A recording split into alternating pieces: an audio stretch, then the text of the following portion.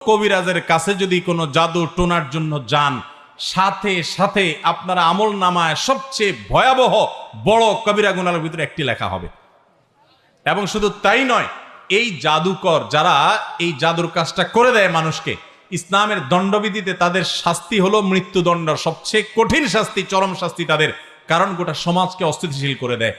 ভাইরা আমার, অনেকে আছেন আপোষের জন্য তাবিজ আনতে চান, পরিষ্কার ভাবে বলে দেই এগুলো হারাম। নিজের বৌমাকে আপোষ করবেন, ছেলেকে আপোষ করবেন, জামাইকে আপোষ করবেন, শাশুড়িকে আপোষ করবেন, ভাইকে আপোষ করবেন, অথবা যাতে করে বউ এর কথা স্বামী না শুনে, স্বামীর কথা বউয়ে না শুনে, শাশুড়ি যেন ছেলের কথা না শুনে, অথবা ছেলে যেন তার মায়ের কথা না শুনে, এরকম নানান উদ্দেশ্যে আমাদের ঘরে ঘরে আজকাল এই আপনার কবিরাজদের কাছে গিয়ে তাবিজ আনা, তারপরে এই জাদুকরদের আশ্রয় নেওয়ার প্রবণতা দেখা যায়। পরিষ্কার হারাম, মনে রাখবে।